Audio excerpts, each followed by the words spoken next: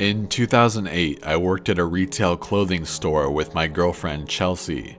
We were both 18 years old and we tried to work as many shifts together as possible to maximize our time together because she was still in school. My grandfather had recently purchased a Dodge Sprinter van for his business and my car was being serviced overnight, so I got to drive the van. Chelsea and I loved the nights we got to take the van. Because it usually had the back seats installed and the tinted windows meant we could have some privacy, which is great for teens who still live at home. That night, we only had one row of seats in the back, just behind the driver and passenger. Chelsea and I parked near each other like we always did and worked our evening shift, closing the store with a few of our co-workers. We all leave together and I help the manager lock up because the glass doors need to be aligned properly for the lock to engage. It's early March in Pennsylvania and it's still very cold outside, so Chelsea usually starts her car to warm it up and then sits with me as my car warms up. When I get to the vehicles, her car is idling and she's already in the van. I don't even realize that I still have the keys and I never unlocked the doors. She sits with me, chatting for a while. She then sits on my lap and we kiss in the front seats, but we decide it's too late and too cold to have a little fun in the back. Every night we drive home separately from work while talking on the phone.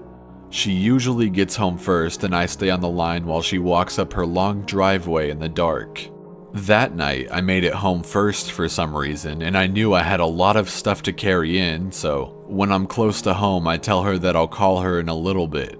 She asked me to stay on the line because she's almost home and she doesn't like walking past the dark bushes next to her driveway.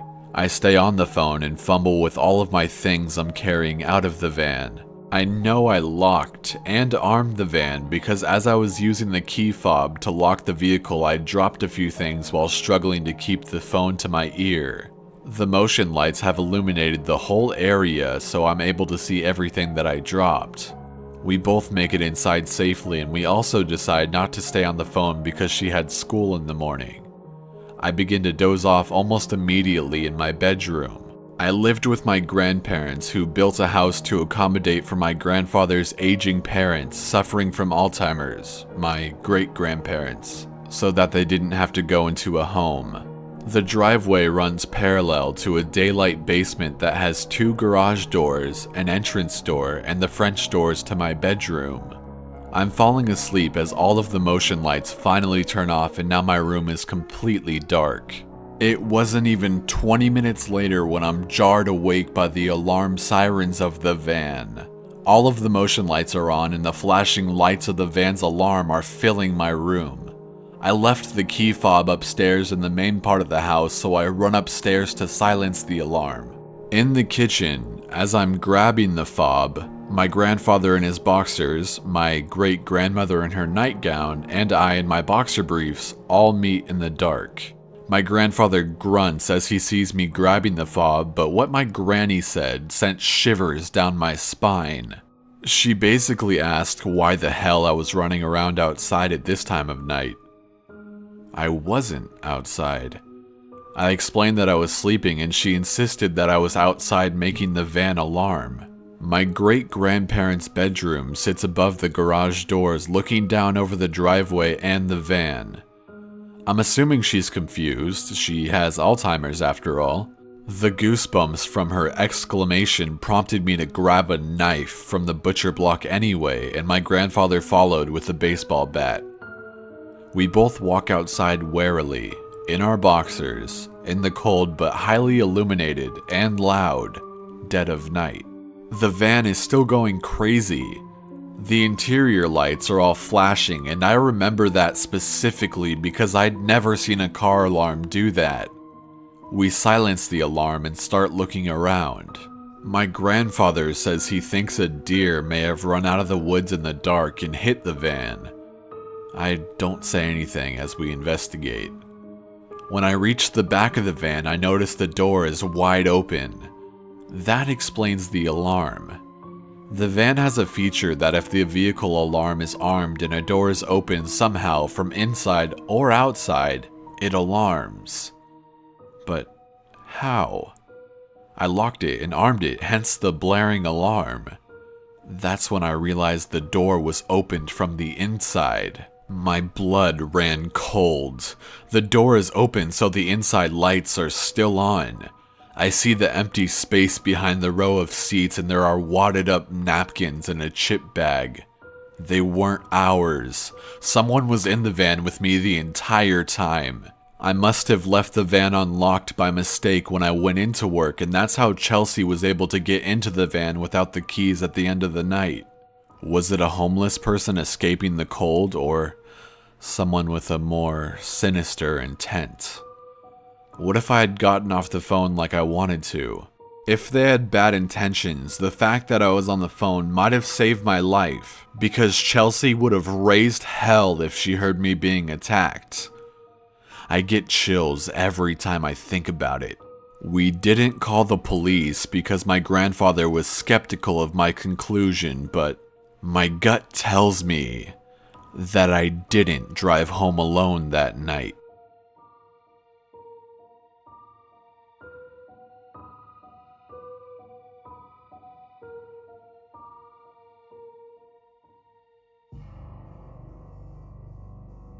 When I was 11, my family of 6 decided to make the move from suburbia to a lovely rural bungalow.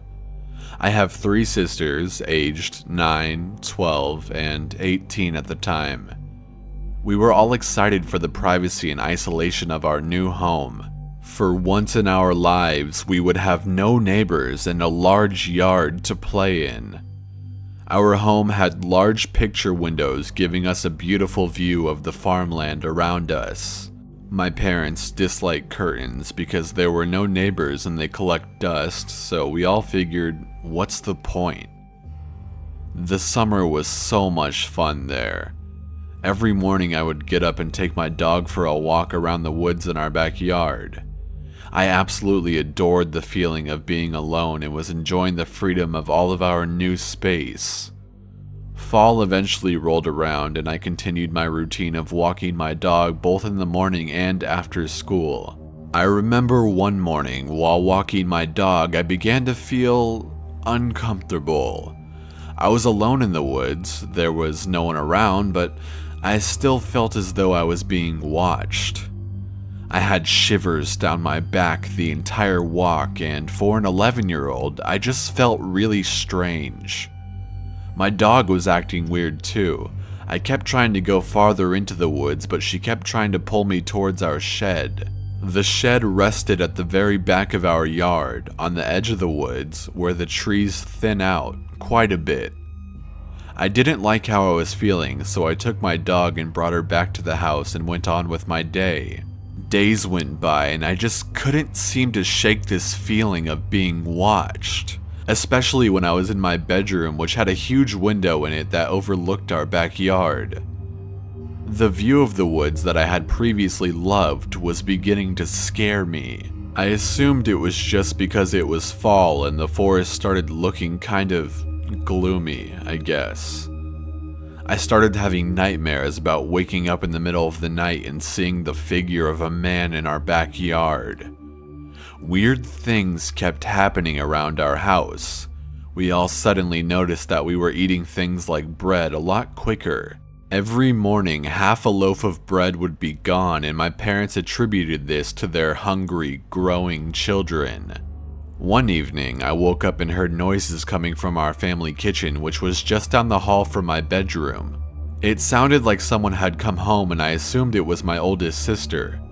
The only thing that was strange was her footsteps sounded a lot heavier than they usually do. The noise stopped very quickly and I was able to fall back asleep. In the morning, my mom asked me and my 2 sisters, the 9-year-old and the 12-year-old ones, if we woke up last night to make food. We all said no, and then I asked if it was my oldest sister. My mom told me that she stayed at her friend's house last night and then thought it was probably the dog making noise. I knew better than that though. I was terrified. I knew I heard unfamiliar footsteps. That night I had a lot of trouble sleeping.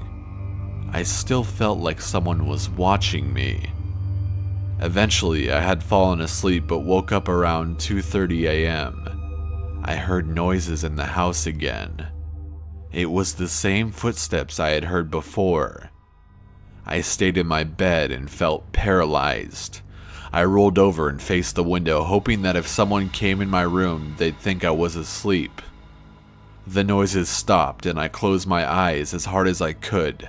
I told myself I was just imagining things and that monsters aren't real. About an hour must have gone by and I eventually opened my eyes. When I looked out the window, I swear to God, I could see a man standing in our backyard watching our house. Here's a photo that contains a cheesy edit of where I saw him. I was terrified enough that I didn't move at all and eventually fell asleep again. I was so relieved to wake up alive that morning, but was still terrified of our backyard. I ran into the kitchen to tell my mom what I saw and refused to walk the dog. I'm not sure if she really believed me at the time or thought I was having night terror hallucinations, which I did have quite often when I was younger. I went to school that morning. I was anxious all day. The last thing I wanted to do was go home. When I did get home, I saw police vehicles surrounding the house. They had the dogs with them and were searching our yard. They told us a man who had broken into another home had beaten the couple living there and was suspected of being on our property. He stole their wallets, photos, and other small items of value. The biggest thing he stole was their car, which had been ditched 10 kilometers from our home. While searching our property, they found all the items from his previous break-in hidden around our yard. They also discovered that he had been hiding in our shed since his previous break-in. They said he had done this at the previous home prior to breaking in. He would spend time watching the house and observing the residents' routine until he knew it well enough to start coming inside the house. They said he had a long history of premeditated violence, including child abuse, and they believed he was planning on eventually harming us. In the shed, they found wrappers, empty cans of food, and scraps. They told us he was definitely coming into our house for food at night. From the shed, he had a perfect view of our home and could see when we all went to bed. Although they searched our house and property with the dogs, they didn't find him. After that day, I realized that if you feel like you're being watched, you probably are.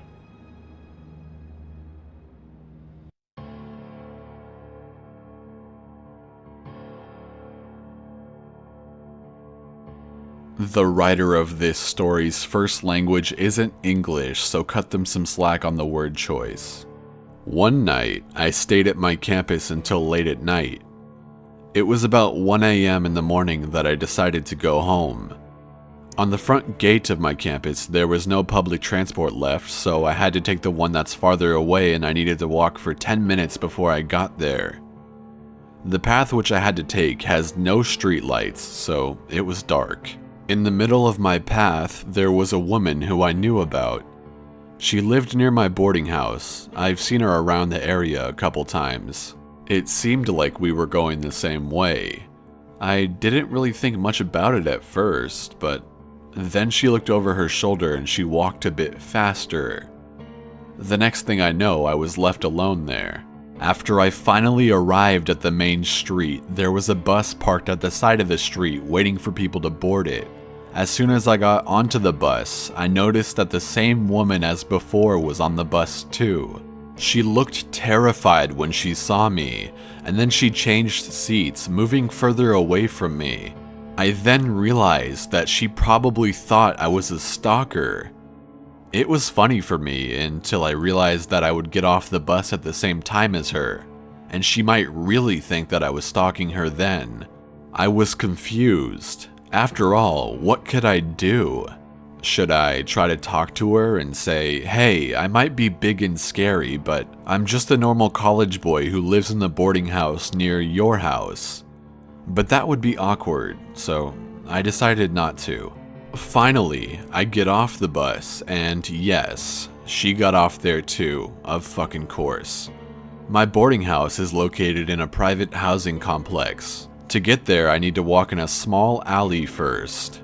That night, the alley was very dark, and that woman was running in a hurry towards the alley because she thought I was after her. I walked slowly, thinking that if she didn't see me right behind her, she might feel safe and let all of this go.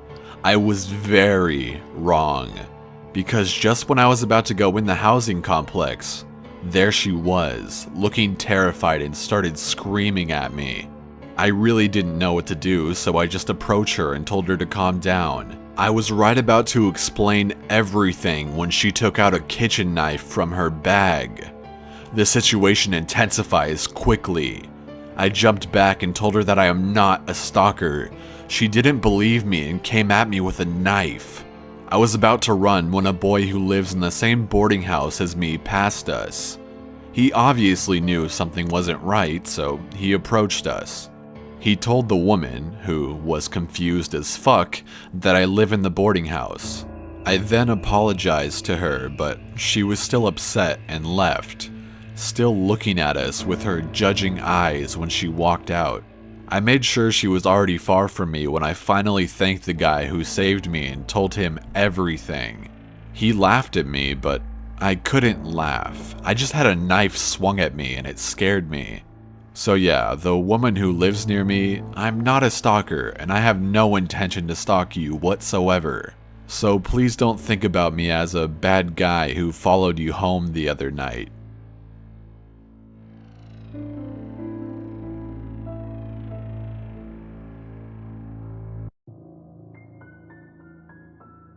I'm a college-age male in my first semester of freshman year at a state university. Less than half an hour ago, I was coming back from breakfast when another student who I've never met before started following me. He was maybe 25-30 feet behind me, far enough away as to not be in my general vicinity, so I thought nothing of it. I get to the entrance doors of my dorm and swipe my keycard. The dorms are protected by a scanner, allowing me to access the building. As a quick disclaimer, my back has been bothering me the last week or so.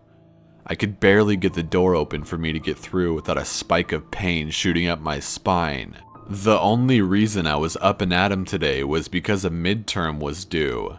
I would have held the door open for the guy, but it hurt to even hold it open. And he was quite a ways away and was unlikely to speed up, so I didn't want to be in pain for that long.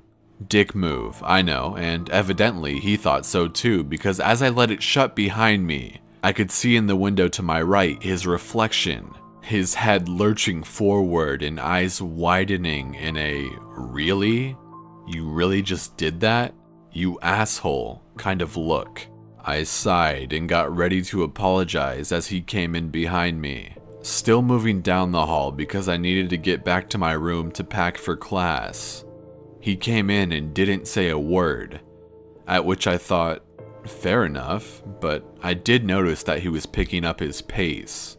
The way the entry hallway of our building is set up, there's the entry doors at either side which feed into the lobby, where there's doors on the left to the RA's office, the right to the dorm lounge, and the stairs straight ahead.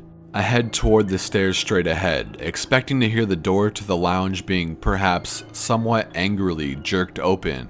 But nope, these faster footsteps are coming with me up the stairs. I was at the landing halfway up the stairs, as I live on the second floor, when he got to the stairs. I saw that he was skipping 2 or 3 stairs at a time, and out of the corner of my eye, I saw he was looking at me. Glaring, even. I decided to pick up my pace a little. As I got to the top of the stairs and made a left to get to the door to my hall, he, almost at the top of the stairs, said in a rather confrontational tone, "Hey, pal, wanna talk for a minute?" Between the embarrassment, the aggression to his movements, and anger in his voice, added on to the pain in my back, slowing me down to more of a speed limp than anything, I quickly muttered a "sorry" and made sure to get on the other side of the door as fast as possible. He wasn't taking it though, and when I began to speed walk down my hall back to my room, I heard that door slam open behind me. It was one of those ones that had the press bar to open, and I could tell he'd angrily shoved it. I basically went to a full run and heard him shout, "Hey bro, come back, I just want to teach you some manners." Thank fuck I'd had that head start on him, because I managed to get to my room, unlock the door, get in, and slam it just as he got to it. I relocked the door and held my weight against it just to be safe as he pounded on it with his fists and yelled, "Come on, man, I just want to teach you some manners, you fat fucking prick. I thought we were bros, man. What, you just gonna fucking hide in there?" Our hallway was used to people being rowdy, obnoxious, and loud at all hours because I guess that's who they let into honors nowadays. Not to mention most of them were at class anyway, so nobody came into the hall to call this guy on his bullshit. I threatened to call the campus PD or the RAs to haul this guy away, and I think he got the message because I can't hear him out there anymore. Nor can I see him through the peephole. What concerns me is that he lives in our dorm, because our security keycards only work on the buildings we live in, and he knows where my room is. I'm really hoping I never meet him again.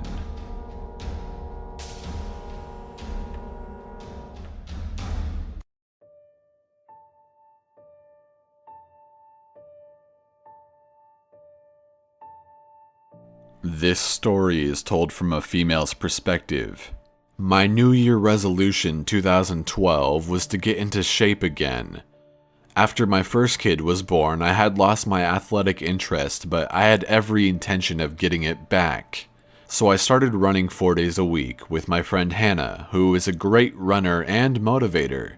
We would run after work 5, maybe 10 kilometers, usually favoring the forest trail.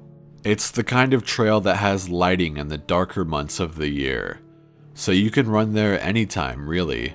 Once you turn on the lights, you have 45 minutes to run the shorter trails and longer to run the longer trails. Then the lights shut off automatically. We had been running for about 2 months when we started seeing the same man hanging around the parking lot every time we got there. Thin man, 25, 30 years of age, always dressed in sports clothes but never actually running.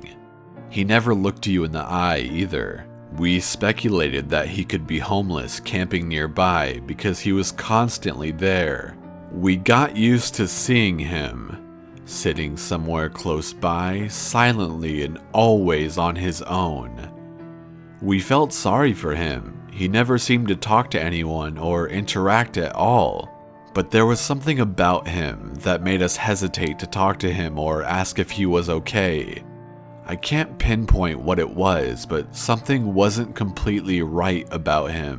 One evening, Hannah didn't make it to our run and I decided to go on my own. I arrived at the parking lot, my car being the only car there. I did some stretching, turned on the lights, and set off on the 5-kilometer trail. I hadn't seen the thin, silent man when I started my run. Perhaps it was getting too cold to sit there now that it was autumn, dark, and getting closer to the freezing point. He must have been there though, somewhere in the shadows, because when I got to the top of the first steep hill, I could hear heavy breathing somewhere behind me. I look over my shoulder and I see him. He's running like a man obsessed, in regular shoes, not running shoes, with his arms moving in a really strange, stiff manner as if he was made of metal, his hands like arrows straight in an upward angle. Sort of like a sprinter, but more extreme, moving like a robot. For the first time, he looked me straight in the eyes, and it was the eyes of a predatory animal, and it made my heart freeze. He had never done anything to harm me, or anyone else as far as I knew, but the look in his eyes alone was enough to let me know that I was facing a serious, serious threat. I started running faster, trying to create distance between us, and I could hear his heavy breathing getting more and more strained. I ran like my life depended on it, adrenaline pumping through my body and giving me new strength. I tore off my necklace and threw it on the ground, thinking, I must leave a trace if he takes me. Something must be left behind. I tried screaming, hoping that someone would be close enough to hear me, but I couldn't scream my lungs out and keep up the pace at the same time. Why is he doing this? What does he want? Who is he? I thought as I started to feel my lungs burn. Then I thought of my 15-month-old daughter and ran until I could taste blood in my mouth. He was still behind me, maybe 100 meters behind me now, but I figured that if I trip and fall, or run out of energy, or fumble with the car keys once I reach the parking lot, then I'm screwed. So once I reached the sharp turn on the trail, I went off the trail and ran straight into the dark woods. I ran only a short distance and then I laid down flat on my stomach, my hand searching for a rock to defend myself with if he found me. I realized that I was wearing bright running clothes with reflectors and neon coloring. I had never felt so visible in the dark before. I could hear him reach the turn and, thank God, he kept on running. I started to slowly, and as silently as possible, move further into the darkness. My heart sank again as soon as I heard rapid footsteps closing in from the trail. He had realized that I must have gone off the trail once he saw that there was no sign of me ahead. He stopped, and I stopped. I could imagine him listening for any sound, and I held my breath and begged a God I don't believe in to make him go away. After a while, I heard him say something in a language I didn't recognize, and he walked off. I didn't move. I feared that he would wait for me by the car and realized that I had to get off the trail and onto the main road and stop someone. I couldn't go back to the parking lot. I started to make my way further into the woods, knowing that I would eventually end up on the last part of the long trail and close to the main road. The lights on the trail suddenly shut off. That made me calmer at first. The dark was a comfort and protection. But then, after only a few moments, it switched on again. This could mean that another person had just started their run, and soon I would have someone there to help me. Or that he was out looking for me, or getting ready to prey on another lonely runner. I decided against waiting to find out, and continued my way towards the main road. It was dark and I fell multiple times, my clothes getting wet from the damp vegetation, and I started to get cold. After what felt like a lifetime, I could see the 10-kilometer trail ahead and I knew I was close to the main road. Soon I could hear the traffic. Once I made it to the road, I must have looked like I was in a terrible accident. Blood from several cuts from the falling, my clothes dirty, and my face, I assume, petrified. My bright runner's shirt soon attracted the attention of a passing car. My waving and desperate shouting made it stop. The driver, a 40-ish man with his 2 kids in the backseat, spent the next 10 minutes or so trying to make sense of what I tried to say between the sobbing and crying. He asked if I wanted a ride back to the parking lot, and I told him no, please just take me home instead. At home, my husband insisted on going to the parking lot to retrieve the car, and calling the police. And report what? I asked. No crime had been committed, I just knew he was out to get me. My husband went back for the car. The driver's seat window was smashed and my phone was gone. So was the photo of my daughter that I had hanging from the mirror. I don't know what he was trying to do or why he chased me the way he did, but the look in his eyes, there was no doubt he had bad intentions.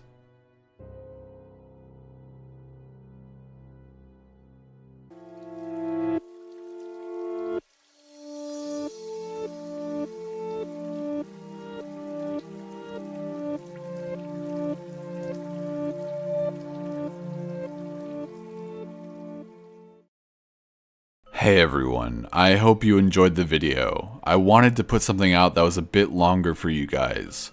I'm sorry if you've heard these stories before. I recorded them originally right after they were posted, but I couldn't upload this video until I had all the stories done. Regardless of whether you heard them or not, I hope you could still appreciate the video.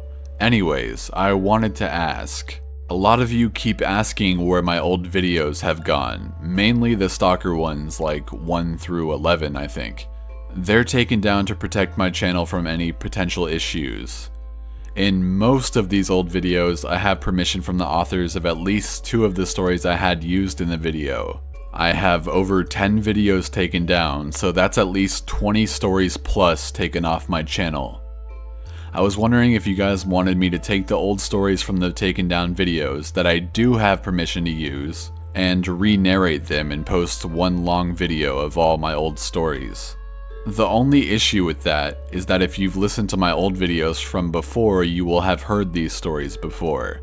Please let me know in the comments what you think of this. It's going to be a really time-consuming process if I do end up doing it, so I want your honest opinion. And as always, send in your own personal stories to corpsehusbandstories@gmail.com. It will also be in the description of this video. And please include in the subject of the email what the story is about. Also, since I'm already talking and stuff, I just wanted to thank you all for 90,000 subscribers. It truly does mean the world to me. Those of you who saw my recent Snapchat story know what I have to go through just to put a video out for all of you. And the thought of that many people enjoying my videos is insane to me. 100,000 was a goal I was hoping to achieve in a few years, if I was lucky. Now I'm only 10,000 away. Thank you everyone for your constant support and have an awesome day.